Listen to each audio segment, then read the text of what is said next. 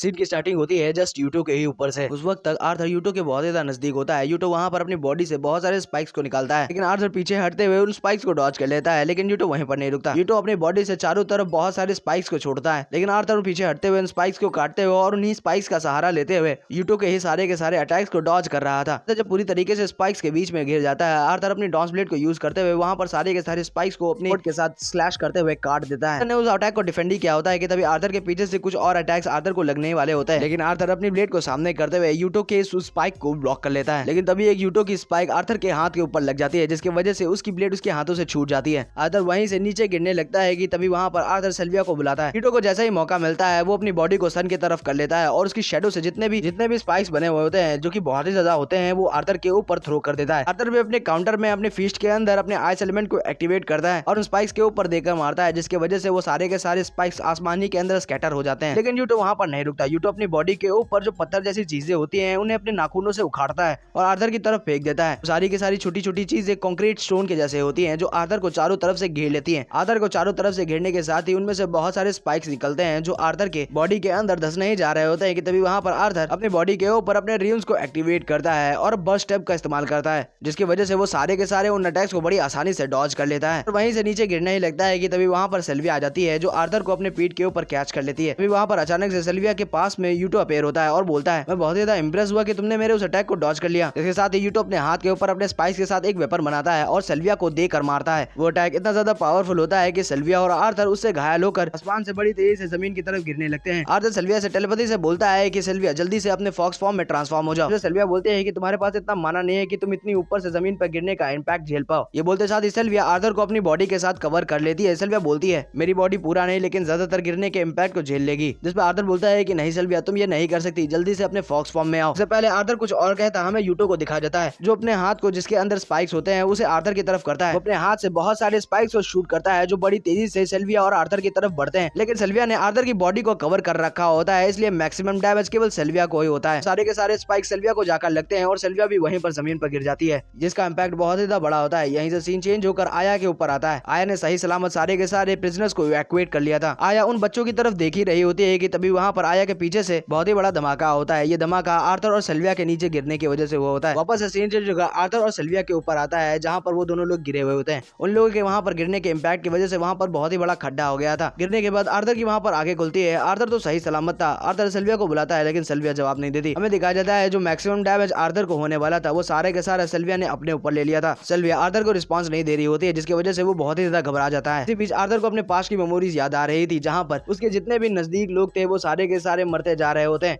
Sylvia please उठ जाओ। Arthur बोलता है कि मेरे पिछले जन्म में और मेरे इस जन्म में जो भी मेरे नजदीक है वो सारे के सारे मेरे आंखों के सामने मरते हुए जा रहे हैं। सिल्विया प्लीज अब तुम भी मुझे छोड़कर मत जाओ। सिल्विया उठ जाओ। इसी के साथ ही आर्थर अपने एथर को सिल्विया के ऊपर स्प्रेड करने लगता है, जिससे सिल्विया हील हो पाए। आर्थर सिल्विया से बोलता है कि सिल्विया तुम चिंता मत करो, मैं तुम्हें कुछ भी नहीं होने दूंगा, तुम्हें कुछ भी नहीं हो सकता सिल्विया। इससे पहले कि आर्थर पूरी तरीके से टूट जाता, आर्थर के पीछे से आर्थर को आवाज सुनाई पड़ती है, तुम्हारे माना बीच को कुछ भी नहीं होगा। हमें दिखाया जाता है कि जिस पर्सन ने ये बोला होता है वो कोई और नहीं वही स्काइथ होती है और उसके हाथ के अंदर यूटो होता है। उसने यूटो को उसकी गर्दन से पकड़ रखा होता है। आर्थर उसे देखकर बहुत ज्यादा घबरा जाता है। आर्थर बोलता है ये तो वही स्काइथ है जिसको मैंने केवरन के अंदर देखा था। आर्थर बोलता है कि ये मेरे इतने नजदीक कब पहुंची और मैं इसके माना को भी नहीं सच कर पा रहा हूँ, लेकिन अगर जो ये मुझे सच में मारने के लिए आई होती तो अब तक ये मुझे बड़ी आसानी से मार चुकी होती। आर्थर ये बोल ही रहा होता है कि तभी वो स्काइथ यूटो के हॉर्न को पकड़ती है।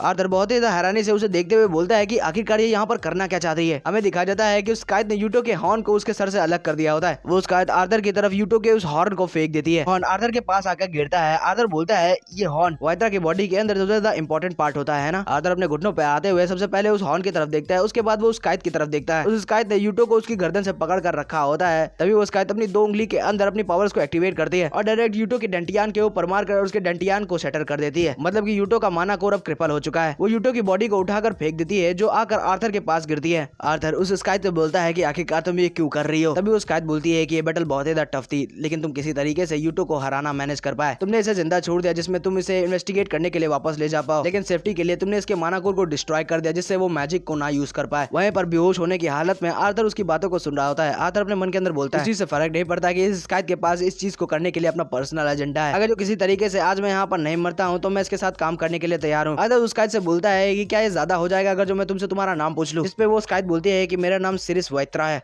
जिसपे आर्थर बोलता है कि थैंक यू सिरिस वाइत्रा, मैं तुम्हारी इस उदारता को कभी नहीं भूलूंगा। आर्थर की ये बात सुनकर वो स्काइट स्माइल करते हुए आर्थर से बोलती है दोनों के खुद के बेनिफिट के लिए तुम जल्दी से स्ट्रांग हो जाओ। ये जो यूटो का हॉर्न है ये बहुत ही ज्यादा वैल्यूबल रिसोर्स है, लेकिन ये तभी पॉसिबल है जब तुम इसके अंदर के स्टोर हुए माना को ऑब्जर्व कर पाओ। बोलते साथ ही वो स्काइट वहां से चली जाती है। आर्थर वहां पर बहुत ही ज्यादा थक गया था, वो सेल्विया का टेक ले लेता है। माना के वहां पर बहुत ही ज्यादा अमाउंट में डिप्लेनिश होने की वजह से आर्थर वहां पर बेहोश होने लगता है। आर्थर जैसा ही वहां पर बेहोश होने लगता है आर्थर को टेसिया की आवाज सुनाई पड़ती है, जिससे वो अपनी आंखों को खोल लेता है। सामने देखता है तो वो पाता है कि टेसिया उसके पास दौड़ते हुए आ रही होती है। आर्थर के पास आते हुए बोलती है कि आखिरकार तुम कहाँ थे। आर्थर उसे वहां पर देखता है तो वो बहुत ज्यादा कंफ्यूज होता है। आर्थर बोलता है कि आखिरकार ये यहाँ पर क्या कर रही है। ऐसे आर्थर के पास आते हुए उसकी तरफ हाथ करते हुए बोलती है कि तुम यहाँ पर क्या कर रहे हो, मैं तुम्हें ढूंढ रही थी। आर्थर उसे देखता है और एक भीनी सी स्माइल करते हुए बोलता है कि मेरा माना कोर इतना ज्यादा डिप्लेनिश हो गया कि मुझे अब हेलुसिनेशन हो रहा है। सिल्विया वहां पर आर्थर को देखकर स्माइली कर रही होती है कि तभी वहां पर अचानक से सिल्विया वहां पर बहुत ज्यादा गुस्से में आ जाती है। आर्थर से दूर हटने लगती है। आर्थर बोलता है कि टेसिया क्या हुआ। अभी आर्थर के पीछे से आर्थर को आवाज सुनाई पड़ती है, तुम्हें क्या लगता है कि तुम खुश रह सकते हो? क्या तुम जिस खुशी को अभी जी रहे हो उस खुशी को तुम डिजर्व भी करते हो? क्या लगता है कि तुम उनके बारे में भूल गए हो और मूव ऑन कर गए हो तो तुम खुश रह पाओगे? बातों को सुनकर आर्थर बहुत ज्यादा हैरान हो रहा होता है और कांप रहा होता है। आर्थर वहां पर पीछे हटने लगता है। आर्थर के हाथों के ऊपर कुछ गीला गीला लगता है। तुम्हारी वजह से वो सारे के सारे मर गए, तुम्हारी सेल्फिश चॉइस की कीमत उन लोगों को अपनी जान से चुकानी पड़ी। हमें दिखाया जाता है कि वो गीली गीली चीज कुछ और नहीं बल्कि ब्लड होता है और उसी रिफ्लेक्शन के अंदर आर्थर अपने आप को किंग ग्रे को देख रहा होता है और वही आर्थर से बात ही कर रहा होता है। आर्थर का पिछला जन्म, आर्थर का पास्ट आर्थर से बोलता है भले ही तुम किंग ग्रे हो या फिर आर्थर लिवाइन, तुम केवल अकेले ही एग्जिस्ट कर सकते हो। अपनी पास्ट की सारी बातें सुनकर आर्थर कांपते हुए अपने सर को पकड़ लेता है। हमें टेसिया को दिखाया जाता है जो आर्थर से दूर जा रही होती है। टेसिया को रोकने की कोशिश करता है। टेसिया घूम कर देखती है तो हमें दिखाया जाता है कि उसकी आंखों और मुंह से ब्लड बाहर आ रहा होता है और वो बहुत ज्यादा डरावनी लग रही होती है। लेकिन हमें दिखाया जाता है कि वो टेसिया नहीं बल्कि आया होती है जो कि आर्थर को बुला रही होती है। आया को वहां पर देखकर आर्थर होश में आ जाता है और बहुत ज्यादा शांत हो जाता है। वो इल्यूजन की वजह से आर्थर के सर में दर्द होने लगता है जिसकी वजह से वो अपने सर को पकड़ लेता है। आया आर्थर की चिंता करते हुए बोलती है कि तुम ठीक हो, मैं तुम्हें जगा रही थी लेकिन तुम उठ ही नहीं रहे थे। आर्थर आया से बोलता है कि नहीं नहीं मैं ठीक हूँ। आया आर्थर को बताती है कि उसकी तरफ कोई भी कैजुअलिटी नहीं हुई, सारे के सारे कैदियों को सेफली इवैक्यूएट कर दिया गया है।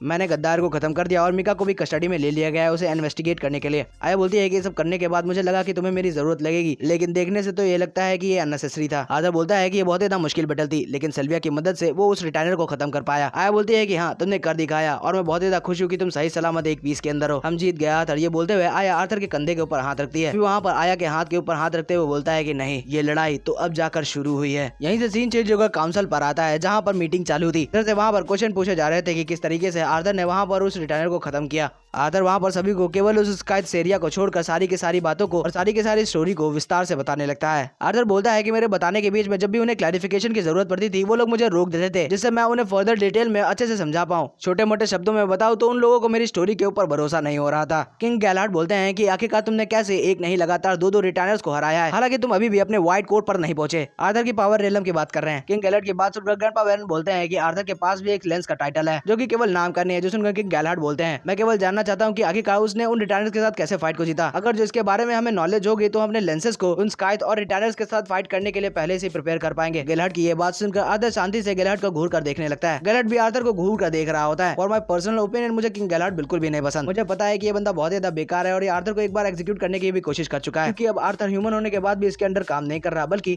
ग्रैंडपा वैरन के अंडर में कर रहा है, इसलिए इसके चुल्लू सवार है। लेकिन आर्थर वहाँ पर ज्यादा कुछ नहीं करता। आर्थर शांति से बोलता है किंग गैलार्ड ने जो बोला उसमें भी पॉइंट है। आर्थर वहाँ पर बताना चालू करता है कि जिस रिटायनर से आर्थर ने पहले फाइट की थी वो यूटो जितनी स्ट्रांग तो नहीं थी, लेकिन उसने फिर भी असुराज के द्वारा बनाए गए स्वॉर्ड के ऊपर क्रैक्स डाल दिए थे। आर्थर वहां पर उस रिटायनर के साथ अपनी सारी की सारी फाइट को उन लोगों को डिटेल में बताने लगता है। एंड में आकर आर्थर बोलता है कि उस बैटल के अंदर से मैं केवल टूटी हुई स्वॉर्ड को वापस नहीं लेकर आया था बल्कि ये भी मेरे साथ में आई थी। ये बोलते हुए आर्थर अपनी स्लीव्स को ऊपर करता है और उन लोगों को अपनी इंजरीज को दिखाता है। आर्थर की इंजरीज को देखकर वहां पर सारे के सारे लोग बहुत ही ज्यादा शॉक हो जाते हैं। फिर वापस से अपनी स्लीव्स को नीचे करते हुए बोलता है यूटो अगर जो चाहता तो वो इतना स्ट्रांग था कि वो आसानी से मुझे और सिल्विया को मार सकता था, लेकिन उसे एक वर्दी बैटल चाहिए थी, इसलिए मुझे इनकरेज करने के लिए वो लगातार अपने गार्ड्स को डाउन कर रहा था। उसकी इसी केयरलेसनेस का फायदा उठाते हुए मैंने और सिल्विया ने उसके हॉर्न को तोड़ दिया। आर्थर की बात सुनकर बैरन बोलता है कि आखिरकार तुमको कैसे पता चला कि वाइत्रास के हॉर्न को डिस्ट्रॉय करने पर उनकी पावर कम हो जाती है। आर्थर बोलता है कि मुझे भी इसके बारे में नहीं पता था और मैं श्योर हूँ कि असुरास को भी इसके बारे में नहीं पता, वरना वो लोग हमें बता देते। लेकिन इसके बारे में मुझे लेंस आलिया ने अपने आखिरी समय में बताया था कि उन्होंने जब यूटो के हॉर्न को थोड़ा सा तोड़ दिया था तब यूटो बहुत ही ज्यादा गुस्से में आ गया था। आर्थर की बात सुनकर बैरन आर्थर से और भी ज्यादा सवाल करने लगता है कि तभी वहाँ वहाँ पर वारिया बैरन को रोक देती है। वारिया आर्थर से उसकी स्टोरी को कंटिन्यू करने के लिए बोलती है। आर्थर बोलता है कि जैसे ही हमने उसके हॉर्न को तोड़ दिया उसकी पावर बहुत ही ज्यादा हद तक गिर गई थी, जिसकी वजह से हम उसे ओवर पावर से हरा पाए। इसके बाद मुझे केवल इतना याद है कि जनरल वारिया ने मुझे जगाया था और मेरे बगल में शेल्विया बेहोश पड़ी हुई थी और अभी भी वो हॉस्पिटलाइज्ड है और उसके जगने के कोई भी साइन नहीं दिख रहे। आर्थर की बात सुनने के बाद वहाँ पर पूरा का पूरा सन्नाटा छा जाता है। तभी वहाँ पर ग्रैंडपा वॉरेन बोलते हैं कि चलो ये टॉपिक तो हमारा फिनिश हो गया, अब हमारा नेक्स्ट क्वेश्चन जिसके बारे में हमें डिस्कस करना है वो है ड्वार्फ किंगडम के साथ हमारी अलायंस। गैलैड वहाँ पर गुस्से में टेबल के ऊपर हाथ मारते हुए बोलता है हमें यहाँ पर डिस्कस करना है कि किस तरीके से गद्दारों को हैंडल किया जाए और हमारे सो कॉल्ड एम्बेसडर असुरा पिकनिक पर गए हैं।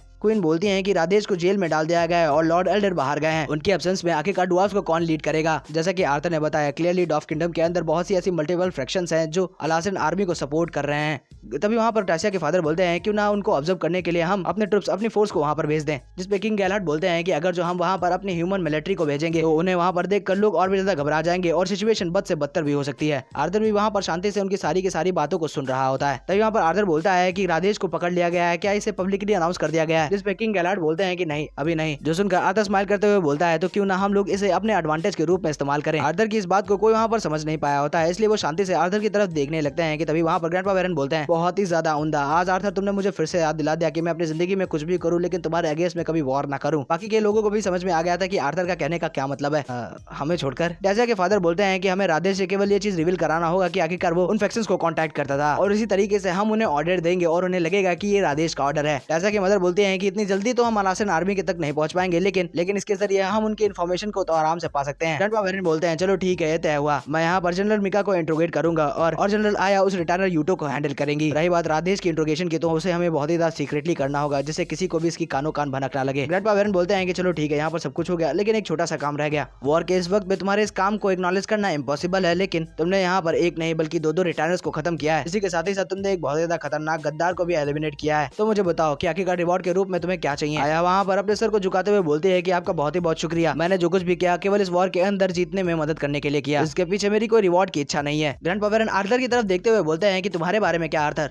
जो सुनकर आर्थर अपने मन के अंदर बोलता है कि मैंने अपनी पिछली लाइफ में सीखा था कि वॉर के ऐसे समय में सबसे ज्यादा बेहतर यही होगा कि हम लोग रिवॉर्ड के बारे में भूल जाएं। लेकिन आर्थर वहां पर बोलता है कि एक्चुअली यहाँ पर एक चीज है जो मुझे चाहिए। जो सुनकर ग्रैंडपा वैरन बोलते हैं अच्छा तो मुझे बताओ कि आखिरकार वो क्या है? आर्थर स्माइल करते हुए बोलता है कि मुझे छुट्टी चाहिए और ये एपिसोड यहीं पर खत्म हो जाता है। रही बात तुम लोगों के कमेंट्स की, तो मैं तुम लोगों को बता दूं कि मैं इसकी नॉवल को नहीं कवर करने वाला। इसके कुछ ही चैप्टर बचे हैं जिन्हें कवर करने के बाद मैं नई मानवा को एक्सप्लेन करना चालू कर दूंगा जिसका नाम फ्रोजन अपोकलिप्स है। इस सीरीज के लास्ट एपिसोड में आकर मैं उसका थंबनेल भी डाल दूंगा। जैसे ही होम पेज के ऊपर तुम लोगों को वो थंबनेल दिखे प्लीज उसे क्लिक कर मुझे सपोर्ट जरूर करना। चलिए ठीक है, बाय बाय।